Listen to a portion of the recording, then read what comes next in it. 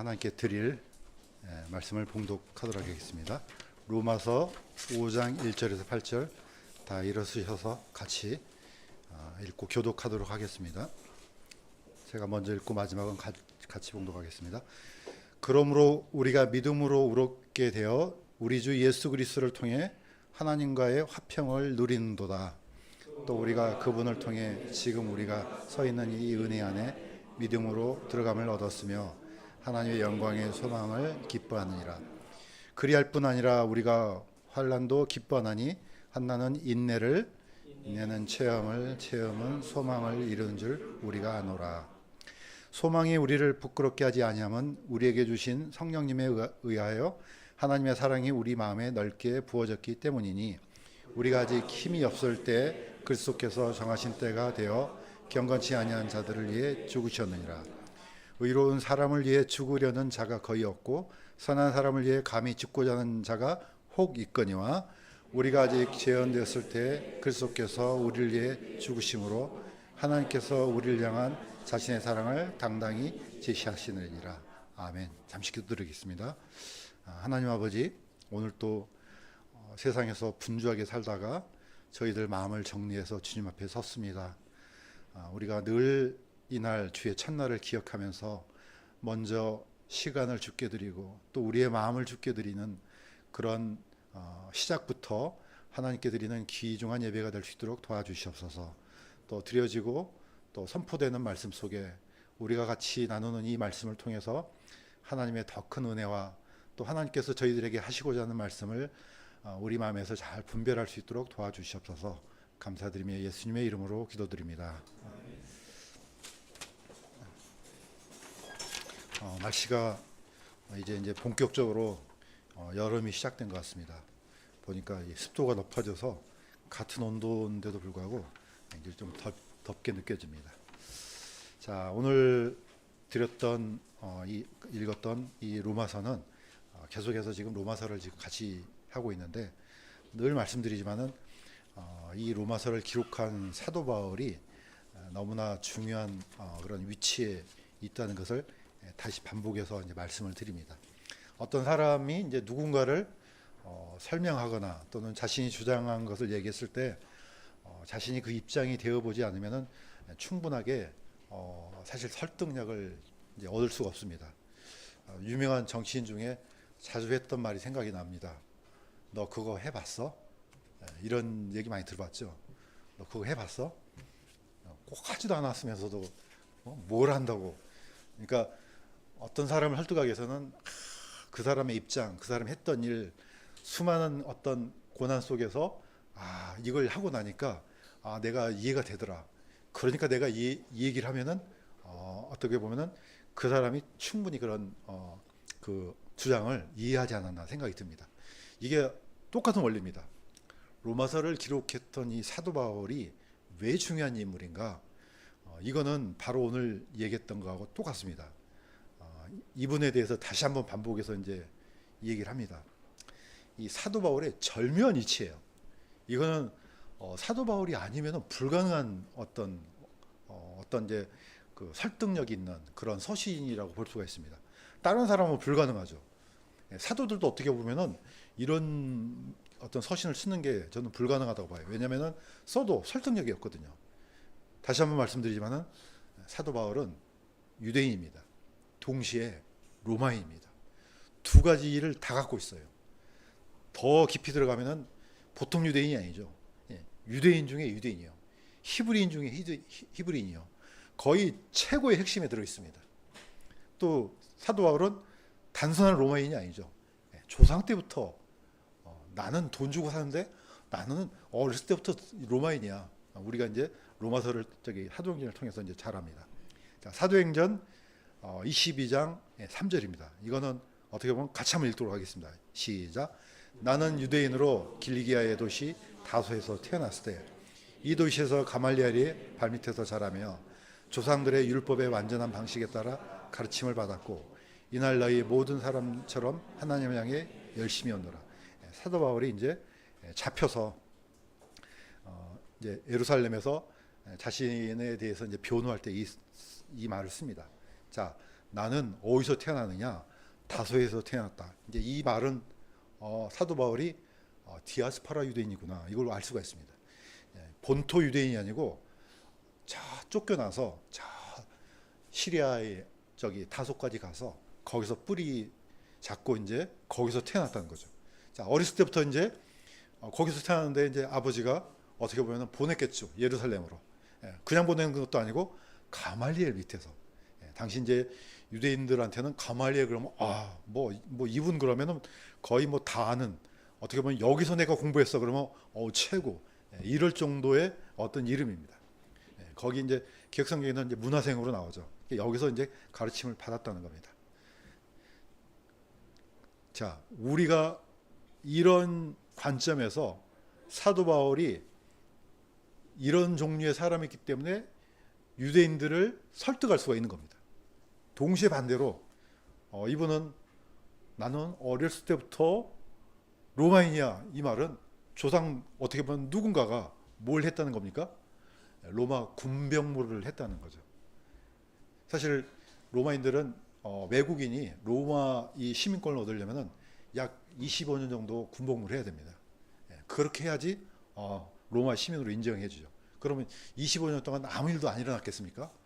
죽을 고비를 넘겼겠죠. 별의별 일을 다 넘겼겠죠.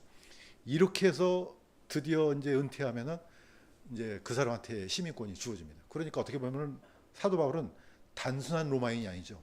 어떻게 보면 로마의 핵심적인 비록 유대인이지만은 로마인만큼 로마에 헌신했던 그런 조상을 가지고 있다는 뜻입니다. 그러니까 두 양쪽을 갖고 있기 때문에 어느 쪽이든 가능합니다. 유대인들한테도 이 얘기할 수 있고 로마인한테도 얘기할 수 있습니다. 로마인한테도 얘기할 수 있으니까 그 설득력이 어느 정도 증거가 될 수 있다는 거죠. 자, 이런 절묘한 위치를 로마서뿐만 아니고 신약성경 사도 바울이 기록했던 성경을 볼 때마다 이걸 생각을 같이 갖고 가야 됩니다. 이래야만 더 큰 하나님의 은혜가 임하지 않을까 생각이 듭니다. 자, 사도 바울은 그래서 유대인들을 설득하기 위해서 새 인물을 가져옵니다. 지난 시간에 이미 말씀드렸던 것처럼 아브라함과 모세와 그 다음에 누굽니까? 아브라함과 모세와 다윗 맞아 갑자기 또 생각이 나네. 이 세 사람은 3대 국부입니다. 우리가 이제 늘 반복해서 하지만은 아브라함은 혈통의 조상입니다. 모세는 왜 유명하냐? 모세는 법을 갖고 왔습니다. 율법을 갖고 왔기 때문에 이것도 킹덤에서 너무 중요한 요소죠. 국가가 세워지려면 법이 있어야 됩니다. 법이 없는 국가를 뭐라 합니까? 그거는 산적이에요. 모여 있지만 산적들이에요. 법이 있어야 됩니다. 왜? 이 법이 있어야지 공평하게 다스릴 수가 있기 때문에 그렇습니다. 이 법에 따라서 공의와 정의를 실현할 수 있기 때문에 법이 중요합니다. 그런데 그 법을 누가 가져왔냐? 모세가 가져왔습니다. 그러니까 우리는 이제 신약성의 관점에서만 이 모세의 법을 보지만은 이 율법은요 이스라엘의 통치 구조뿐만 아니고 거의 전반적으로 나라를 이렇게 다스릴 것이다 이런 겁니다. 그 너무너무 중요하죠. 자, 다윗은 누굽니까? 왕국의 시조죠. 물론 이제 그러니까 그 뭐죠? 갑자기 생각이 나네. 그 왕이. 사울왕. 이게 제가 이게 나이가 좀 들었나 봐요. 사울왕은 물론 왕이지만은 하나님에서 폐위되고 어떻게 보면 정통성을 갖고 있는 다윗 왕이 시작되죠. 그러니까 어떻습니까? 이 세 분을 한 사람이라도 빼면은 이스라엘이 설명이 안 됩니다. 자, 그렇다면은 더 중요한 게 있습니다. 이분들이 뭘 믿었냐가 중요하죠. 이분들이 믿었던 이 믿음하고 지금 로마인들이 믿었던 이 믿음이 뭐가 차이가 있느냐. 이걸 지금 사도 바울이 설명하는 거예요. 결론을 내리면은 아무 차이가 없다 이겁니다. 이 위대한 조상들이 지금 너희가 믿는 믿음하고 아무런 차이가 없다. 그래서 다시 한번 살펴보도록 하겠습니다. 자, 아브라함이 가지고 있었던 믿음, 뭐 성경을 다 뒤져 볼 필요도 없지만은 중요한 것을 우리 신약 성경에서 가져왔습니다. 약간 길지만은 같이 한번 읽어보도록 하겠습니다. 시작. 너희 아버지 아브라함은 나의 날 보기를 기뻐하다가 그날을 보고 즐거워했느니라 하시니 이에 유대인들이 네가 아직 50세도 안 되었는데 아브라함을 보았느냐며 예수님께서 진실로 진실로 내가 너에게 이르노니 아브라함이 있기 전에 내가 있느니라. 구약 성경에서는 어디를 살펴봐도 아브라함이 예수님을 믿었다는 얘기가 한마디도 없습니다. 그런데 이거는 누가 가르쳐 줍니까? 예수님이 가르쳐 주세요. 예수님이 아브라함이 뭘 보고 뭘 믿었는지 직접 얘기를 해 주셔요. 자, 이 장면은 어디 장면입니까? 드디어 이제 아브라함이 자기 아들 이삭을 데리고 모리아 산에서 번제를 바칠 때 드디어 이제 아브라함이 자기 아들 이삭을 죽이려고 했는데 하나님께서 멈추겠습니다. 딱 뒤를 돌아보니까 왼쪽에 있는 그림처럼 순양이 어디에 걸려 있습니까? 수풀에 걸려 있습니다. 그래서 그 수풀에 걸려서 이 양을 어떻게 했습니까? 이삭 대신에 번제로 드리는 장면이 이제 오른쪽 그림이에요. 이 장면을 예수님이 설명해 줍니다. 너희 아버지 아브라함은 나의 날 보기를 기뻐했다 이렇게 합니다. 그래서 그날을 보고 즐거워했다 이렇게 얘기합니다. 누구만 할 수 있습니까? 예수님만 할 수 있어요. 다른 사람들은 몰라요. 예수님께서 아브라함이 지금 뭘 보고 기뻐했는지를 얘기를 해줍니다. 자, 나의 날은 언제입니까? 바로 이 순양처럼 십자가에서 못 박혀서 번제로 드리는 그 날 아니겠습니까? 바로 그 날을 아브라함이 내 아들 이삭처럼 언젠가 메시아가 오셔서 이렇게 드려지겠구나 이걸 봤다는 겁니다. 그래서 모리아 산의 다른 명칭이 뭡니까? 구약 성경에서 이게 이제 시험 보면 나와요. 여호와 이레예요. 명칭이 여러 가지가 있는데 또 하나의 명칭이 여호와 이레입니다. 이레라는 뜻이 보다는 뜻입니다. 라라는 뜻에서 어떻게 보느냐? 항상 보다는 뜻이 바로 이레입니다. 보통 보니까 이레라는 상호를 많이 쓰더라고요. 저기 하니까 이레 치과, 그러면 이레 상호, 뭐 이렇게 뭐 좋은 건지 나쁜 건지는 모르겠지만 어쨌든 뜻은 알고 쓰면 좋지 않겠냐. 항상 보다. 항상 보니까 어떻게 해요? 그 사람이 고난받을 거, 그 사람이 어려워질 거 항상 보니까 어떻게 해요? 준비하다는 뜻으로도 우리가 이해합니다. 하나님께서 준비하셨구나. 이 날을 위해서 준비하셨구나. 그래서 우리가 그런 감탄사를 많이 쓰잖아요. 여호와 이레다. 똑같습니다. 아브라함이 딱 보니까 언젠가 이분이 오시겠구나. 그래서 어떤 사람이 내 아들이 이렇게 건짐을 받는 것처럼 다른 사람도 건짐을 받겠구나. 바로 이거 하나님께서 지금 이거 가르쳐 주려고 지금 나를 모리아산까지 데리고 왔구나. 이거 지금 얘기하려고 내 아들을 번제로 드리라 했구나. 이것 보고 어떻게 해요? 즐거워했다 이렇게 합니다. 그러니까 유대인들이 이것 봐라. 딱 보니까 어떻게 해요? 아마 이게 50세도 안 될 정도면은 예수님이 고생을 많이 하셔서 거의 30살쯤 됐는데 한 50세까지 늙으셨지 않나. 보니까 너무 이 정도로 건늙지 않나 생각이 들어요. 아니 네가 50세도 안 됐는데 아브라함을 보았느냐? 이해가 됩니까 안 됩니까? 유대인 입장에서는 죽어다 깨어나도 이해가 안 돼요. 그러면서 예수님이 이렇게 얘기합니다. 예수님께서 진실로 진실로 내가 너에게 이르노니 아브라함이 있기 전에 내가 있느니라.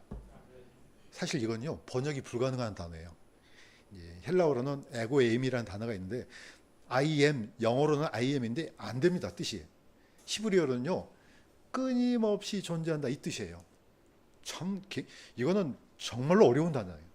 다른 나라의 언어로 번역이 안 돼요. 심지어 헬라어로도 이게 안 돼요. 자, 우리의 존재는 엄마 아빠가 결혼해서 내가 태어난 거잖아요. 존재가 태어나서 시작되잖아요. 예수님은 존재가 태어나서 시작된 게 아니에요. 영원 전부터 하나님과 함께 계셨다고 사도 요한이 얘기했습니다. 그분은 영원 전부터 계셨어요. 창조주 하나님이에요. 그러니까 이 사도 요한은 그걸 강조하는 겁니다. 말씀이 계시니 하나님과 함께 계속해서 계셨다. 그분이 없이는 창조된 게 없었다. 이겁니다. 그러니까 어떻게 해요? 우리는 육신을 입고 태어난 게 아니에요. 그냥 육신으로 태어난 거예요. 예수님은 표현할 때 어떻게 합니까? 육신을 입고 태어났다고 하는 겁니다. 그래서 성육신이라고 하는 거죠. 그러니까 우리하고 틀려요. 이분의 존재는 영원 전부터 있다가 육신을 입고 태어나신 거죠. 그러니까 어떻게 해요? 나는 아브라함 자녀도 있었어. 창세기 보면 멜기세덱이 바로 그 말이에요. 의로운 나의 왕. 아브라함이 그 멜기세덱한테 10분의 1을 드렸잖아요.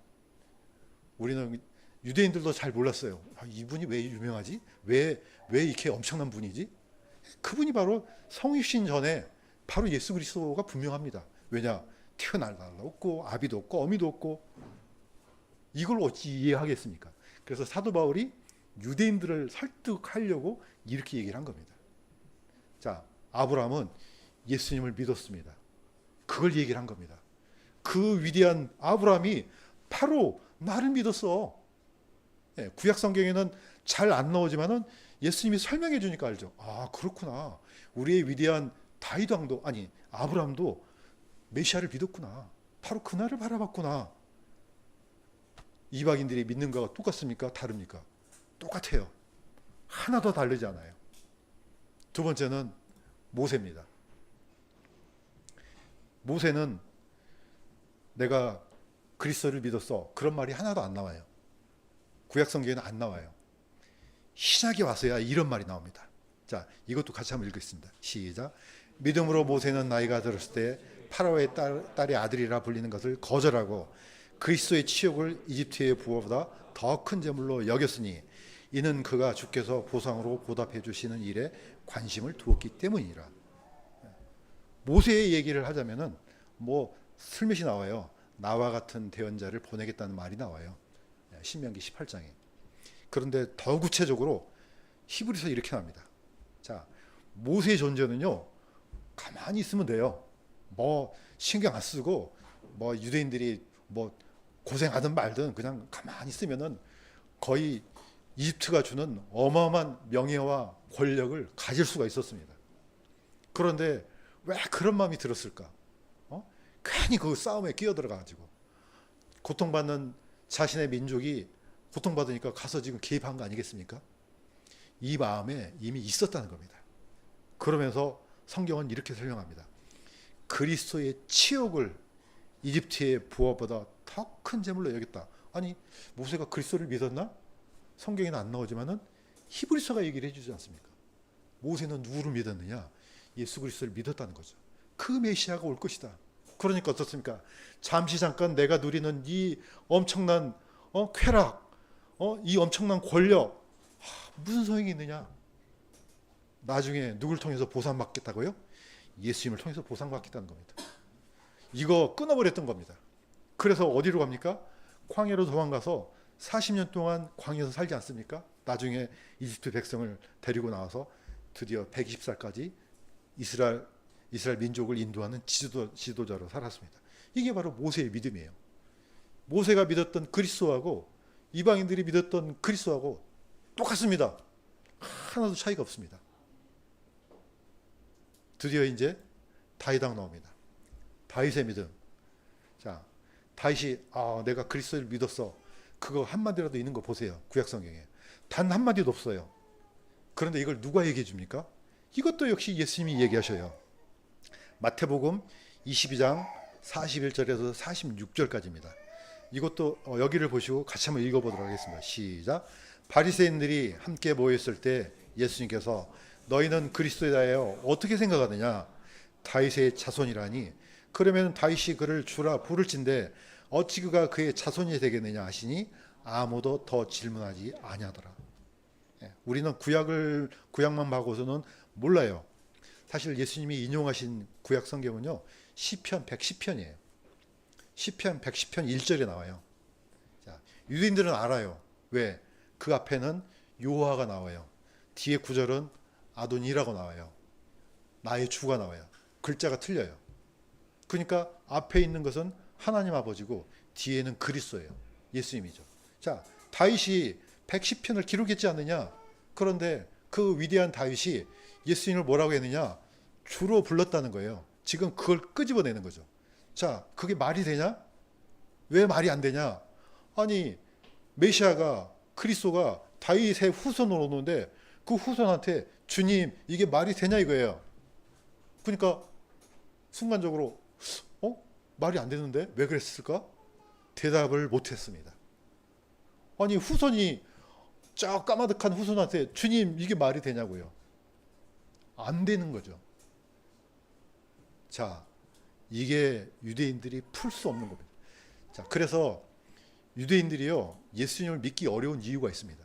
이런 게 풀리지가 않아요. 유대인들은 예수님을 메시아로 인정하는 게 우리보다 더 훨씬 어렵습니다. 예수님이 하나님이라, 이건 있을 수 없어요. 유일하게 여호와 하나님, 아버지 하나님만 하나님이지 예수님은 하나님이 아니라고 생각해요. 왜냐, 보니까 아니 하나님이 저렇게 힘이 없어? 십자가에 못 박히고 말이야. 이거 뭐야 이게? 이거 하나님 아니지. 믿기가 너무 어려운 겁니다. 우리 이방인들은 뭐 그런 거 따집니까? 그냥 예수님이 하나님이야 그럼 네 아멘. 얼마나 간단합니까? 유대인들은 이게 안 돼요. 마치 어떤 거냐? 제가 예를 들었지 않습니까? 원숭이를 잡을 때 어떻게 한다고요? 겨우 손 하나 들어갈 만한 그 항아리 구멍 안에다가 쌀을 집어넣으면 원숭이는 그걸 먹으려고 손을 집어넣어요. 움켜잡잖아요. 안 빠지는 거예요. 이게 거의 본능이에요. 안 빠져요. 유대인들은요, 이걸 움켜잡아요. 안 빠져요. 이걸 빠져야지 자기 목숨을 사는 건데. 사실 어떻게 보면 우리 안에는 해결할 수 없는 이런 모순들이 있는 거예요. 그래서 믿음이 왜 위대하냐? 이걸 뛰어넘는 겁니다. 이걸 뛰어넘어야지 사실 믿음이 우리 것이 되는 거거든요. 자, 창세기에 하나님이 6일 만에 분명히 창조하셨다고 모세오경에는 2번씩 반복돼요. 이게 가능합니까? 아니 세상이 어떻게 6일 동안에 창조돼? 거의 138억 년이 걸렸는데 이 우주 연대도 그렇고 지구 연대도 그렇고 이게 말이 되냐고요. 이 논리 안에 갇히면요 하나님의 기적이 안 보이는 겁니다. 우리는 하나님의 기적과 능력을 믿기 때문에 이게 믿어지는 겁니다. 그래서 어떻게 보면은 이방인들이 오히려 믿음이 더 쉽게 더 들어가지 않나 생각이 듭니다. 유대인들의 관점, 또 특별히 헬라인들도 어려워요. 왜냐하면 신관이 틀립니다. 자, 헬라인들은 신이 하나님이 특히 이제 영주주의자 쪽에서 하나님이 그 사람들은 물질관이 두 개예요. 쪼개져요. 보이는 것과 보이지 않는 것인데 보이지 않는 것은 선한 것이에요. 보이는 것은 악한 것이에요. 하나님은 예수님은 눈에 보이는데 눈에 보이는 하나님이 눈에 보이는 물질을 입었다고? 이건 아니지. 믿기 어려운 거죠. 어떻게 예수님이 육신으로 오실 수 있어? 안 되는 겁니다. 그러니까 이 논리에 빠지니까 안 믿어지는 거예요. 이게 너무 힘들죠. 그래서 사도 요한이 필요하죠. 사도 요한이 왜 필요합니까? 경험자잖아요. 내가 봤다니까. 나랑 같이 3년 반 동안 같이 먹고 자고 만지고 다 했다니까. 분명히 6, 7회니까 그 얘기를 사도 요한이 요한 1서부터 씁니다. 사실 요한복음부터 그 말이 나오는데 실질적으로는 알아먹기 쉽게끔 그걸 얘기를 한 겁니다. 분명히 육체로 오셨다니까. 그분이 바로 하나님이야 이겁니다. 다윗이 바로 그 얘기를 한 겁니다. 그렇게 하면은 못 믿지. 그러나 그 위대한 다윗조차도 그리스도를 주라고 불렀어. 그 얘기를 예수님이 해주셔요. 그분이 하나님이구나. 다윗왕은 우리가 굳이 설명하지 않아도 되죠. 왼쪽에 있는 것은 다윗이 이제 골리앗을 죽이는 장면입니다. 예. 위대한 다윗왕. 그러니까 후손들도 다윗의 자손이요 이렇게 말하지 않습니까? 명예롭게 생각합니다. 다윗의 후손이요. 그런데 그 다윗왕이 예수님을 주라 불렀다 이겁니다. 그러니 어떻습니까? 아브라함의 믿음, 모세의 믿음, 다윗왕의 믿음, 그 대상이 그리스도입니다. 똑같습니까? 틀립니까? 똑같습니다. 하나도 차이가 없습니다. 제가 반복합니다. 그러면 이방인의 믿음. 어느 날 니고데모가 예수님을 찾아왔습니다. 딱 보니까 하나님으로부터 온 분이 맞는 것 같아. 그런데 어딘가 모르게 자기가 생각할 때도 하나님께서 온 분이 그냥 막 로마도 그냥 한번 휩쓸어 버리고 그냥 이 강력한 뭔가 힘을 발휘해서 아닌 것 같기도 하고 긴 것 같기도 하고 그래서 몰래 밤에 찾아왔습니다. 몰래 밤에 찾아왔다는 것은 그래도 눈에 거슬려요. 유대인들이 나중에 혹시라도 찾아간 거 알면은 들키면은 엄청난 비난을 감수를 해야 됩니다. 대화하시다가 이제 이 얘기 나옵니다. 예수님께서 이 얘기를 하십니다. 모세가 뱀을 만들어서 나무에 매달았던 것처럼 나도 그렇게 될 것이야. 그러면서 이렇게 얘기합니다. 우리가 너무 잘 알고 있는 말씀이에요. 자, 같이 한번 읽어보도록 하겠습니다. 시작. 하나님께서 세상을 이처럼 사랑하사 자신의 독생자를 주셨으니 이것은 누구든지 그를 믿는 자는 멸망하지 않고 영존하는 생명을 얻게 하려 하심이라. 저는 어렸을 때 이 찬양을 많이 불렀습니다. 하나님이 세상을 이처럼 사랑하사. 평생 동안 불렀어요. 그러나 이게 믿어지진 않았어요. 노래는 불렀지만 포인트는 뭡니까? 하나님이 세상을, 이 세상 안에 다 있죠. 사람들이 모든 사람을 이렇게 사랑하사 자신의 독생자를 주셨으니 이것은 누구든지, 유대인이든지 헬라인이든지 로마인이든지 저 아주 죄 많은 여인이든지 사마리아 여인이든지 상관없이 그를 믿는 자는 멸망하지 않고 영존하는 생명을 얻게 하려 하심이라. 누구든지입니다. 아브라함이든지 다윗이든지 모세든지 누구든지 상관없습니다. 이 중요한 단어가 바로 에클레시아입니다. 원래 에클레시아는 이때 썼던 단어가 아니에요. 이거는 헬라인들이 썼던 용어예요. 이 에클레시아는 원래는 민회예요. 민회. 아테네 시민권자들을 이 에클레시아라 그랬습니다. 근데 전부 다가 아니에요. 여자들 안 돼요. 어린아이들 안 돼요. 오직 전쟁에 나갈 수 있는 건장한, 참정할 수 있는 그런 남자들만 에클레시아예요. 외국인 안 돼요. 그래서 제가 저번에 얘기했지 않습니까? 아리스토텔레스 만학의 아버지를 합니다. 에클레시아에 못 들어갑니다. 왜냐? 마케도니아 사람이거든요. 이 아테네는 못 들어가요. 참정권도 없어요. 아무것도 아니에요. 바로 이 에클레시아를 예수님은 그대로 가져왔습니다. 누구의 에클레시아? 나의 에클레시아. 이제는 옛날에 그 에클레시아는 온전히 아테네 성인들, 전쟁에 참여할 수 있는 자만 들어갔지만은 나의 에클레시아는 누구든지 나를 믿는 자는 다 들어간다는 겁니다. 그래서 교회가 되는 겁니다. 그래서 마이 처치, 예수님의 교회는요, 예수님을 진실로 믿고 정말로 구주로 믿고 하나님으로 믿는 사람은 다 들어갑니다. 이 믿음하고 똑같다는 겁니다. 하나도 다르지 않습니다. 그런데 왜 유대인들이 이게 믿기가 어려웠냐? 이거는 유대인들의 교만 때문입니다. 이거는 행위가 아니고 믿음으로만 들어간다.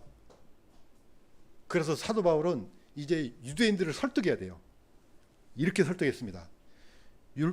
이거는 중요하니까 같이 한번 읽겠습니다. 시작. 율법이 들어온 것은 범죄가 넘치게 하려 함이거니와 죄가 넘친 곳에 은혜가 더욱더 넘쳐나니. 사도 바울은 히브리인 중에 히브리인이요. 본인은 이렇게 얘기했습니다. 나는 율법으로는 흠이 없는 자다. 딱 한 가지 빼고. 완전히 완벽했지만 딱 한 가지 뭡니까? 그건 탐심이에요. 10계명 중에 마지막 계명에 걸려요. 이거는 눈에 안 보여요. 내 안에 욕심이 있는지 없는지 옆에 사람이 압니까? 모르잖아요. 그런데 이 율법이 그 양심을 비추는 겁니다. 유대인들은 괴로운 거예요. 율법이 있으니까 더 괴로워요. 이방인들이 무슨 율법이 뭔지 압니까? 이때 당시 때 모르잖아요. 심지어 성경도 모르는데. 그러니까 유대인들은 더 괴로워요. 그래서 죄 중에 어떤 죄가 있느냐면 아원이라는 죄가 있습니다. 이거는 뒤트는 거예요. 이거는 유대인들한테 딱 맞아요. 이 율법이 들어오니까 어떻게 해요? 빛이 더 빛나잖아요. 그러니까 죄가 더 많이 보이는 거예요. 그러니까 유대인들은 이걸 내가 죄인이구나 이렇게 하면 좋은데 어떻게 해요? 뒤틀어 버려요. 꼰단 말이에요. 그러니까 하는 척하는 거, 외식하는 죄가 바로 아온이거든요. 이 죄가 네 가지가 있지만은 그냥 특별히 아온이란 죄의 속성이 그렇습니다. 자, 예수님께서 유대인들이 이제 율법으로 자랑했어요. 니네들은 없지. 이 개 같은 이방인들아. 우리는 율법 있어. 너희들 안식일도 없지. 우리는 안식일을 지켜.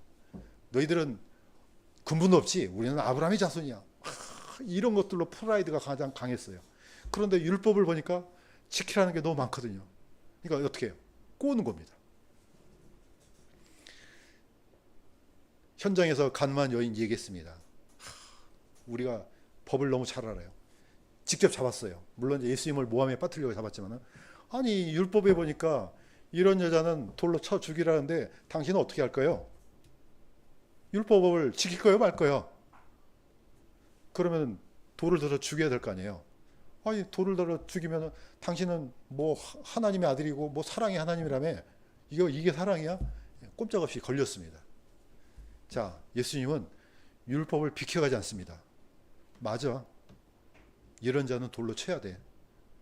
그런데 죄 없는 자가 돌로 쳐. 실행해. 사실 이 양심이 열리는 겁니다. 그동안에는 율법을 비켜가니까 뒤틀고 꼬니까 자기한테는 안 걸려요. 그런데 해. 대신에 죄 없는 자가 먼저 쳐. 하나님은, 예수님은 율법보다 더 정밀한 빛입니다. 그의 양심을 열어버렸습니다. 그러니까 어른들로부터 아이들까지 전부 다 도망가 버렸습니다. 사실 유대인이 구원받으면 최고의 교사가 됩니다. 그래서 제가 얘기하는 게 매번 사도 바울이 갈 때마다 어디를 먼저 갑니까? 시나고그로 먼저 가잖아요. 해당을. 왜? 그 중에 한 사람이라도 유대인이 거듭나서 그리스도인이 되면요, 최고의 교사가 됩니다. 왜냐? 구약 성경에 대한 지식뿐만 아니고 그 원리를 깨뚫거든요. 사도 바울은 그 정점에 있는 분이에요. 이분이 그렇구나.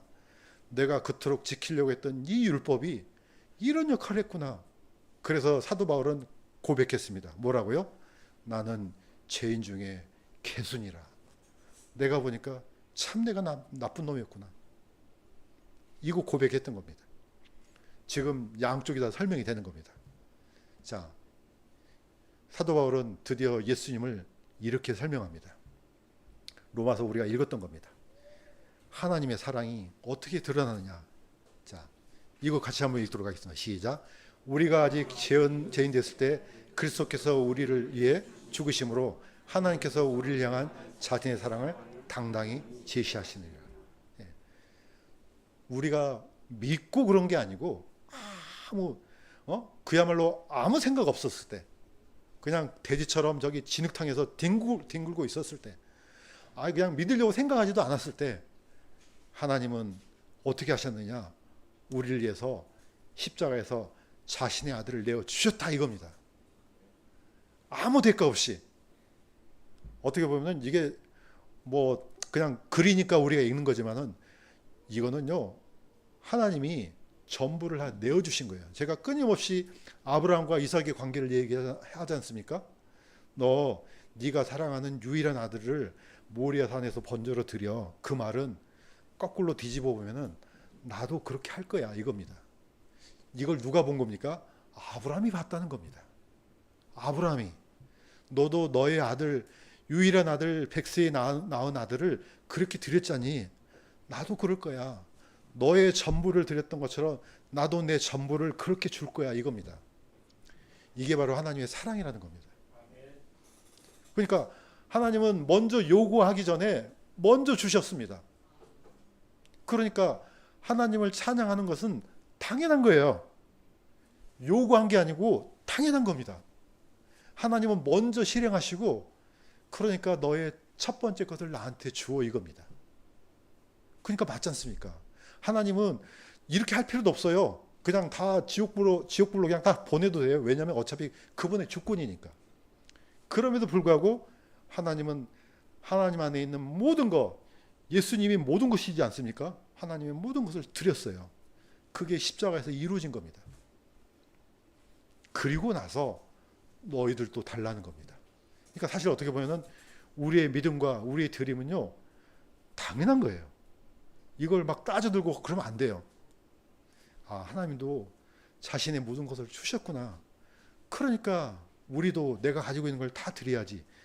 저는 이렇게 하는 것이 복받는 믿음이라고 생각됩니다. 자, 마무리하겠습니다. 자, 사도 바울은 이제 이렇게 얘기합니다. 그리할 뿐 아니라 우리가 환난도 기뻐하나니 환난은 인내를, 인내는 체험을, 체험은 소망을 이루는 줄 우리가 아노라. 이거는 이 말씀도 되지만은 오히려 개혁성경에 있는 단어가 더 나은 것 같아요. 이때는 환난은 인내를, 인내는 뭐요? 연단을. 체험도 통하지만은 이거는 하나님께서 아브라함과 모세와 그다음에 다윗 왕을 보시면은 그 삶이 그런 삶으로 점철돼요. 믿었지만 믿음으로 끝나면 저는 십자가의 강도가 어떻게 보면 복 받는 사람이라고 생각돼요. 왜냐? 고통스럽지만은 그날 모든 게 끝나요. 죽는 순간 어떻게 합니까? 그냥 바로 하나님과 함께 예수님과 함께 낙원으로 가요. 뭐 이꼴 저꼴 안 보잖아요. 그런데 우리는 믿는 순간 어떻습니까? 별의별 일을 다 당하잖아요. 뭐 각자 삶이 있을 겁니다. 저는 모르지만 하나님은 다 아시리라 믿습니다. 숱한 좌절과 고통과 고난과 사람들한테 얘기할 수 없는 수많은 것들이 있을 겁니다. 이런 게 쭉 가요. 이게 사람만 그러겠습니까? 이스라엘 국가도 그렇습니다. 40년 동안 헤매고 또 가서도 헤매고 지금도 그렇고, 저는 모세의 성막 중에 이 등대가 그러지 않나 생각이 들어요. 이 모세의 성막 중에 유일하게 빛을 만들어내는 게 메노라예요. 등대란 뜻이에요. 히브리어로. 이 등대가 있는데 이 등대를 가만히 묵상하니까 굉장히 놀라워요. 왜 놀랍냐? 이거는 금 한 달란트로 만들어요. 덩어리 약 34kg 정도 되거든요. 이걸로 뭘로 만듭니까? 망치로 만들어요. 하나하나 두들겨서 만들어요. 그래서 유대인들의 자료를 살펴보니까 모세 성막 중에 가장 시간이 오래 걸렸던 게 이거래요. 가장 어려운 게 바로 이거래요. 그러니까 보통 사람들이 그냥 만들어낼 수 있는 수준이 아니에요. 그때 수준에는 지금이야 뭐 더 존경한 건 또 만들어내지만. 그래서 하나님께서 누구를 2명 보냅니까? 부살렐과 오홀리압을 보내요. 하나님의 영을 부어 주셔갖고 이거 만들도록 한 겁니다. 그러니까 이거는요 최고로 정교한 거예요. 지금도 미스테리예요. 그래서 어떤 사람은 저기 위에만 그 올리브유를 붓는 게 아닌가? 어떻게 이 관을 만들어내지? 그래서 어떤 사람은 어떻게 이 그때 수준의 이 관을 만들어서 그 올리브유가 올라가도록 만들까? 저도 아직도 미스테리예요. 이 등대를 보시면요, 사실 이게 아몬드 나무예요. 아몬드 나무를 형상화시킨 거거든요. 그런데 아몬드의 꽃받침이요 22개가 있어요. 여기는 1, 2, 3, 4, 5, 6, 7, 8 해갖고 22개 숫자가 다 들어가요. 엄청난 거예요. 이거는 위로 하면 7개예요. 가지 하나마다 7개가 다 들어가요. 칠진법으로 다 만들어내요. 이걸 전부 다 쳐서 만들어내요. 이거는 제가 딱 보니까 예수님의 그 고난을 여기 안에다 다 집어넣구나 생각이 들더라고요. 그렇지 않은 게 어디 있습니까? 대제사장이 입는 옷 있잖아요. 겉옷. 에봇 밑에 있던 이 하늘색 청색 이 겉옷은요. 실 하나로 만들어요. 실 하나로 이 전체가 다 만들어진 거예요. 그때 기술력으로는 첨단 공학으로 만들어진 거예요. 그러니까 어떻습니까? 사람들이 만들어낼 수 없는 거예요. 이거는 하나님이 주셔야 만드는 겁니다. 그런 것처럼 어떻게 보면은 우리의 믿음도 얻는 순간에 딱 끝나는 게 아니에요. 끊임없이 연단받고 예수님도 공생에 시작할 때부터 누구부터 연단받습니까? 마귀에게 시험을 받지 않습니까? 40일 주야로 끊임없이 만들어져서 치고 해서 십자가에서 나중에 못 박혀서 끝납니다. 그래서 우리한테는 영원히 꺼지지 않는 빛이 됐다는 겁니다. 그래서 오늘 사도 바울이 짤막하게 이렇게 기록했지만은 우리의 믿음은 아브라함의 믿음이요, 모세의 믿음이요, 다윗의 믿음이요, 우리 선조 그리스도의 믿음이요, 또 나의 믿음임을 믿으시기 바랍니다. 그렇게 해서 우리가 이 동일한 믿음을 가지고 주님이 오시는 그날까지 연단받고 또 연단받고 또 연단받아서 그 언젠가 예수님이 오시는 그날에 이 소망이 성취되는 그날을 기쁨으로 맞이하시기를 주님의 이름으로 간구드립니다. 기도하겠습니다. 하나님 아버지, 믿음 어찌 이게 단순한 용어이겠습니까? 그러나 우리는 이걸 너무나 쉽게 생각하고 또 너무나 쉽게 흘려보냅니다. 날마다 예수 그리스도의 십자가를 바라보면서 그 믿음이 우리에게 오기까지 얼마나 수많은 시간과 고통이 흘러갔는지 늘 기억할 수 있도록 도와주시옵소서. 오늘 이 하루를 살지만은 늘 하나님의 사랑을 잊지 않고 살아갈 수 있도록 도와주시옵소서. 감사드리며 예수님의 이름으로 기도드립니다.